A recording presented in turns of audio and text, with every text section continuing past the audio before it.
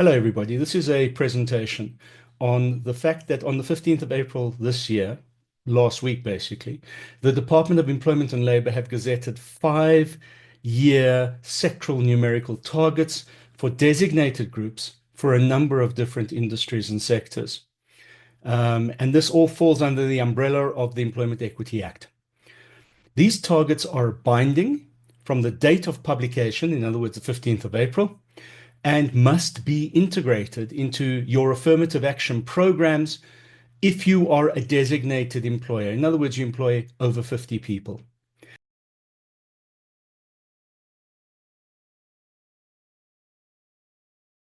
This presentation that I'm going to do now outlines procedural guidelines which you have to meet to match your obligations, to ensure compliance, and to contribute meaningfully towards workplace transformation.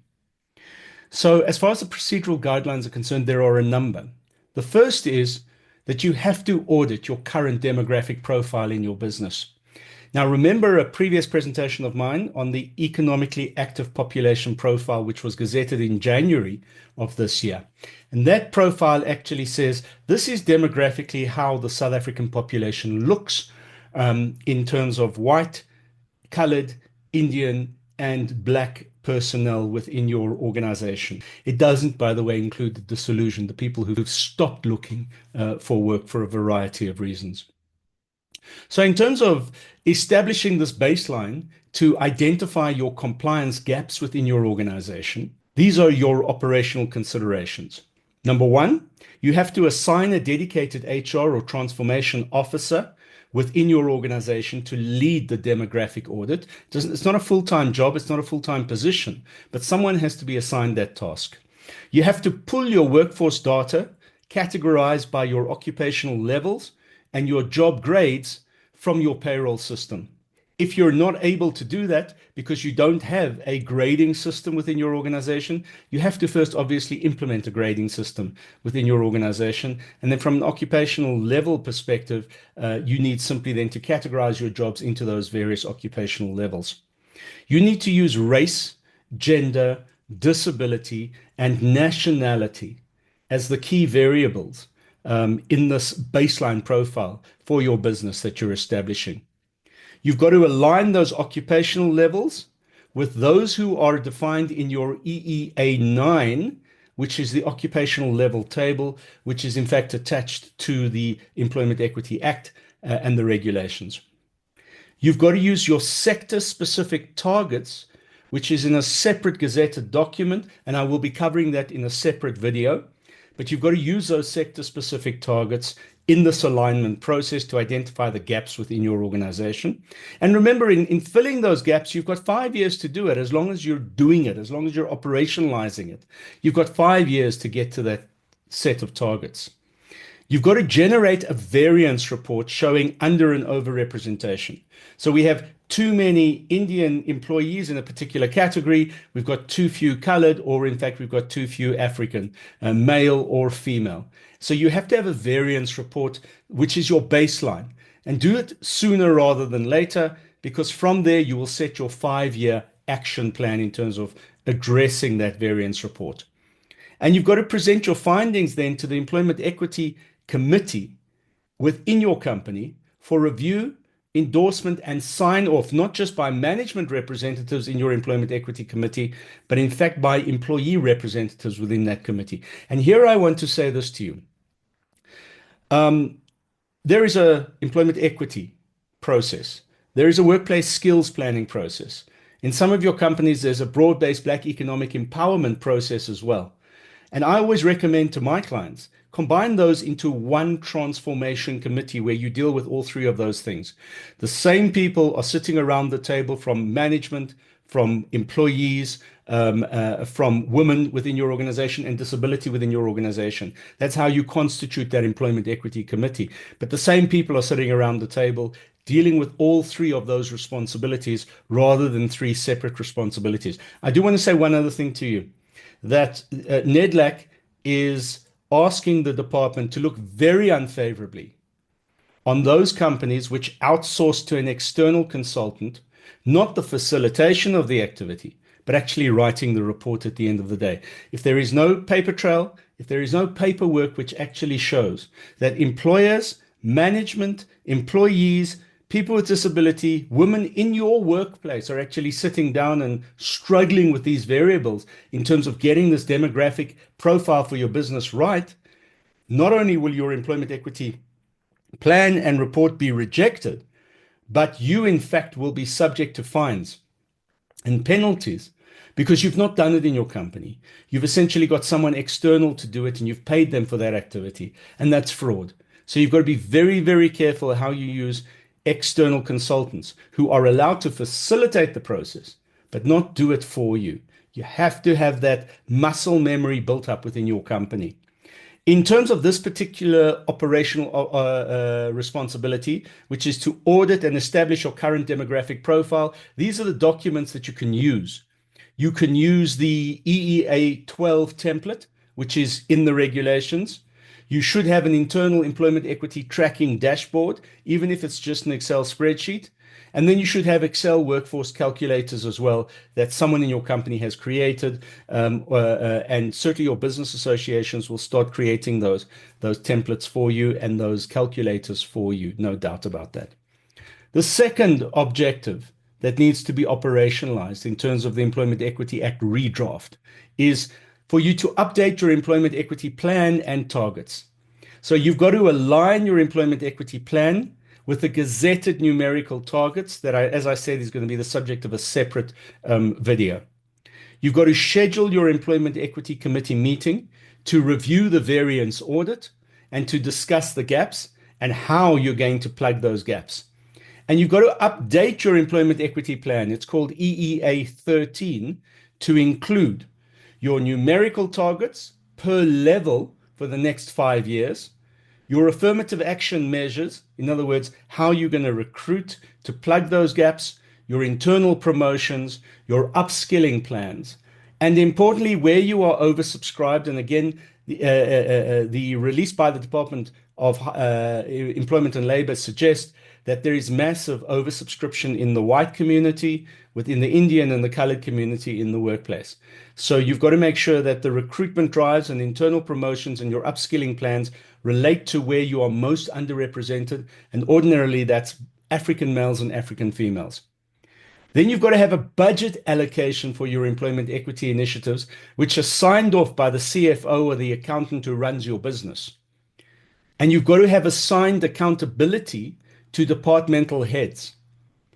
Finally, you've got to submit those revised plans to your senior leadership and to secure sign-off, as well as to get sign-off from the employee representatives within that forum. And then you've got to integrate your employment equity plan into your company's strategic HR plan. And your supporting tools here are the employment equity plan template, which is EEA 13, which is part of the regulation, your budget tracker, and then your transformation KPIs, key performance indicators, that you will be measuring your company and yourself against in terms of your company's dashboard. So the third aspect that you need to take notice of is to justify gaps where you are non-compliant. And here you've got to defend underperformance where it's warranted. So you've got to actually develop a standard operating procedure, an SOP, for exception reporting. You've got to identify each unmet target, and you've got to conduct root cause analysis. In other words, why have we underperformed in a particular area? Let us just say, for argument's sake, it's African males or African females. And you'll know this because you've conducted exit interviews in the business. You'll know this because you've identified recruitment constraints. You've got to document market limitations or systemic barriers that you can identify. And the go-to systemic barriers are scarce skills, non-availability of qualified candidates. But you've got to be very careful in the process, because what you don't want is the department to come back to you and say, you've been using that excuse now for 30 years. What have you done to develop people so that you don't have this non-availability of qualified candidates, so that you've actively addressed those scarce skills? You've got to be very careful, because sometimes it can be a trap. Then you've got to prepare a compliance justification report with data and mitigation plans.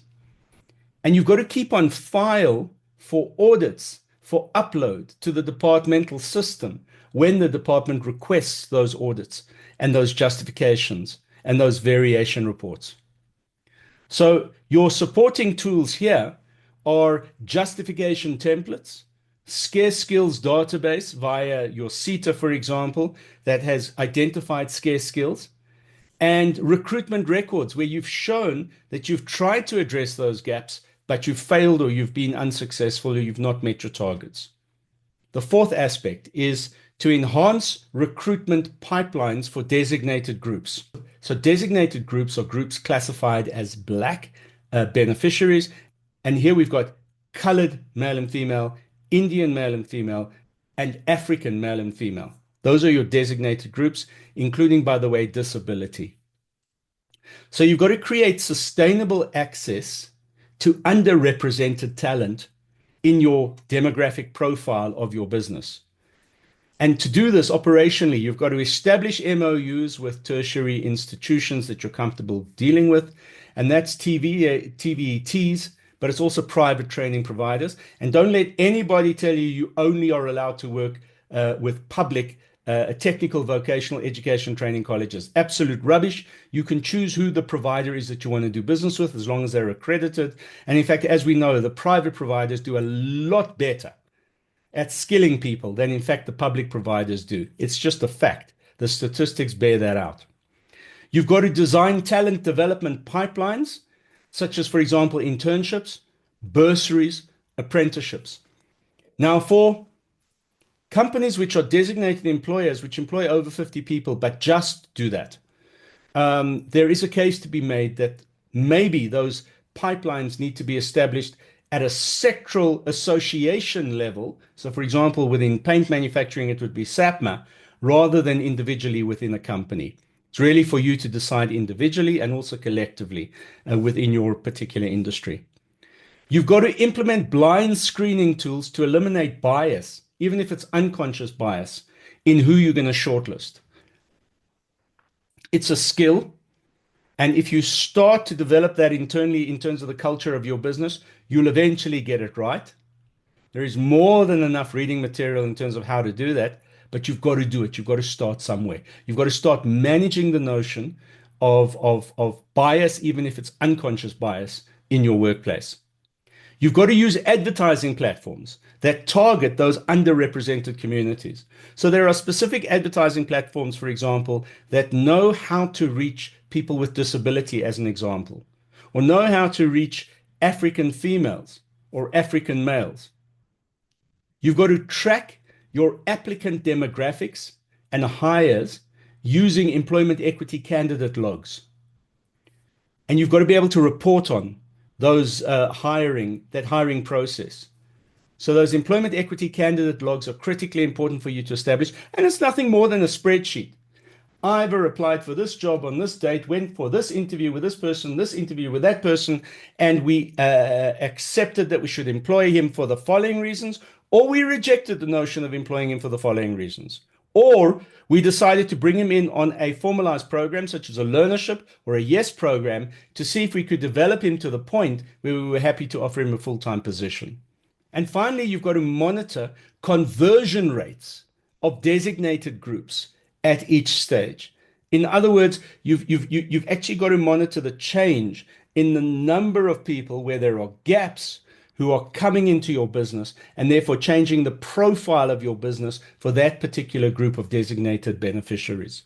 So your supporting tools here are partnership agreements, recruitment analytics software, structured interview guides.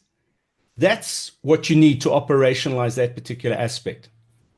Number 5, integrate disability inclusion strategies. Very, very difficult. You have to reach, Employment Equity Act says this is non-negotiable. You have to reach 3% disability representation target by 2030. 3% of your workforce has to either be physically disabled or has to have a hidden disability, which is a much wider category and therefore opportunity for you. Used to be 2%, it's now 3%. So operationally, what do you have to do in this regard? Well, you've got to conduct an annual accessibility and readiness audit of your business. And that's in terms of physical and the systems in your business. It's very useful here to use an occupational therapist who is a professional in this regard to do that audit for you. And SAPMA is working on a memorandum of understanding with the Occupational Therapy Association of South Africa to be able to make these occupational therapists available to you at favorable rates, which, by the way, you can count in your triple BE process as well as a necessary expense. You have to formulate a disability inclusion policy and a reasonable accommodation framework for your workplace, which is what you would ask that occupational therapist to do for you. You need to train line managers on non-discrimination and accommodation principles. And training is not just about showing them or teaching them, but it's about assessing whether or not on an ongoing basis they're doing what you've trained them to do. And that's where HR comes in terms of performance appraisal, assessments, and feedback mechanisms. You've got to partner with organizations like the National Council for People with Disability, Blind SA, Deaf SA for outreach. But to do that, you need to know which jobs can be allocated to people in that particular category of disability, whether it's a physical disability or a hidden disability. You need to do that work. And like I say, it's far better to use a trained occupational therapist to do that audit for you of your business than you to try and do that yourself. It will go much quicker. You've got to offer mentorship programs and workplace readiness support for people with disability. Finally, what you have to do is run a disability declaration campaign in your business where you're asking your employees to voluntarily declare their disability because there may be an advantage. You may want to pay them an incentive to do that, or you may want to offer them certain opportunities should they be found to be a person with a hidden disability or a physical disability.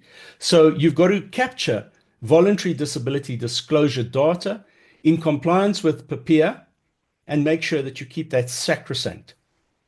So supporting tools for this particular objective: disability disclosure forms, reasonable accommodation checklists, and inclusion training modules within your workplace. There is an argument to be made that inclusion training should be done at an industry or a sectoral level. Again, in an industry such as paint manufacturing, by SAPMA, offering all of its members access to that kind of training, be it online or in fact physical training.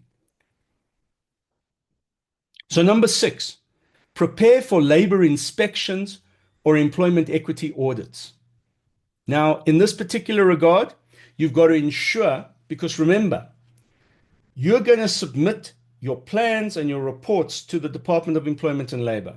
The department has already scaled up with thousands of labor inspectors having been appointed to do this work. So you're going to have to be prepared for a visit by a labor inspector who becomes your partner in implementation. They're not the enemy. They're not going to look for ways to catch you out. Certainly not in this period of time. By 2030, you need to have complied. So they're going to take an enabling approach with you, a helpful assistant approach with you. But you've got to ensure that you're ready for that departmental verification. You've got to nominate a compliance officer who will be the person who liaises with the Department of Labor.